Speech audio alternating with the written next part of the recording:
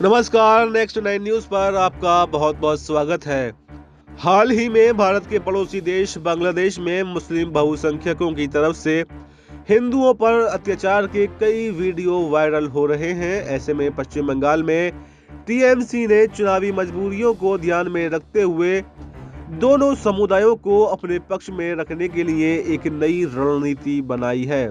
पश्चिम बंगाल के बड़े हिस्से, खासकर बांग्लादेश की सीमा से लगे जिलों में लोगों के आक्रोश ने टीएमसी सुप्रीमो ममता बनर्जी को बांग्लादेश में हिंदू अल्पसंख्यकों के लगातार उत्पीड़न के खिलाफ बोलने के लिए मजबूर कर दिया है। वहीं उन्होंने मुसलमानों को भी साथ लिया है। राज्य विधानसभा को खिताब करते हुए टीएमसी प्रमुख ने कहा कि पड़ोसी देश में हिंदू अल्पसंख्यकों के खिलाफ अत्याचारों को लेकर हर कोई चिंतित है। विपक्षी भारतीय जनता पार्टी की ओर इशारा करते हुए उन्होंने कहा कि एक राजनीतिक पार्टी आग लगाने की कोशिश कर रही है। दोनों समुदायों को इस पर सतर्क रहना चाहिए। बांग्लादेश नेशनलिस्ट पार्टी के एक नेता ने हाल ही में भारत की आलोचना की और कहा कि बांग्लादेश पश्चिम बंगाल, बिहार और ओडिशा पर दावा करेगा।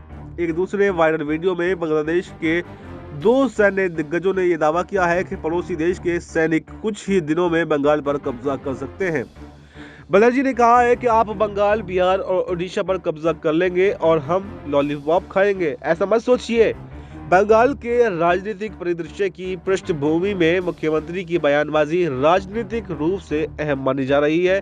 भाजपा और उसके नेता शुवेंदु अधिकारी ने बांग्लादेश की हालत के पेशे नजर एक अभियान भी शुरू किया है। अधिकारी बांग्लादेश में हिंदू अल्पसंख्यकों के खिलाफ अत्याचारों को लेकर बयानबाजी भी कर रहे हैं। ये बताता है कि वो पश्चिम बंगाल में बहुसंख्यक समुदाय का समर्थन पाने की कोशिश कर रहे हैं। ममता बनर्जी की बयानबाजी, जिसमें किसी पार्टी का नाम नहीं लिया गया है, उसमें विपक्ष के अभियान को कुंद करने की कोशिश की है। पश्चिम बंगाल की मुख्यमंत्री ने भले ही हिंदू भावना को शांत करने की कोशिश की हो, लेकिन उनकी पार्टी के नेताओं ने ये तय करने के लिए कदम उठाए हैं कि ऐसे बयानों से पार्टी के मुस्लिम वोट बैंक अलग न हो। ममता बनर्जी ने यह बयानबाजी इसलिए भी की है क्योंकि पश्चिम बंगाल और बांग्लादेश की सीमा पर कई हिंदू परिवार हैं जिनकी रिश्तेदारी बांग्लादेश में है।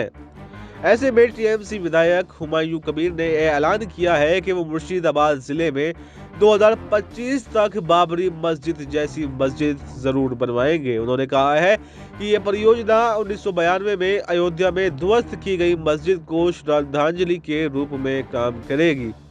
उन्होंने इसके निर्माण के लिए मुस्लिम समुदाय को एक साथ लाने की कसम भी खाई है। मुस्लिम बहुल मुर्शिदाबाद के भरतपुर के विधायक कबीर ने कहा है कि मस्जिद राज्य की 34% अल्पसंख्यक आबादी की आकांक्षाओं को दर्शाएगी। उन्होंने कहा है कि मस्जिद बेलडांगा में बनेगी। इस पर शुभेंदु अधिकारी ने कहा है कि राजनीतिक फायदे के लिए समुदायों को ध्रुवीकृत करने की कोशिश है। उन्होंने कहा है कि टीएमसी जानबूझकर इस तरह के भड़काऊ बयान देकर आग से खेल रही है। मुर्शिदाबाद से ताल्लुक रखने वाले सीनियर नेता अधीर रंजन चौधरी ने भी कबीर की बयानबाजी की आलोचना की है और इसे गैर जिम्मेदाराना और विभाजनकारी बताया है। पार्टी में कई लोगों ने कबीर के बयानों को खारिज भी किया है। इसके बाद में ममता बनर्जी के सबसे करीबी माने जाने वाले नेता फरहाद हकीम ने अपने एक बयान से खलबली मचा दी है।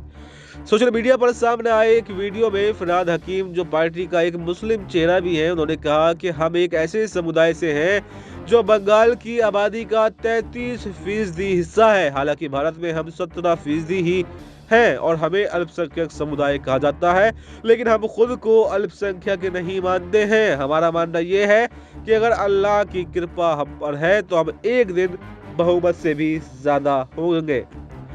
हकीम के इस बयान को पश्चिम बंगाल भाजपा प्रमुख और केंद्रीय मंत्री सुकांत मजूमदार ने असली जहर बताया है और उन पर नफरत भड़काने का इल्जाम भी लगाया है। फिलहाल इस खबर में इतना ही। देश और दुनिया की तमाम बड़ी खबरों के लिए आप बने रहिए हमारे साथ और देखते रहिए नेक्स्ट 9 न्यूज।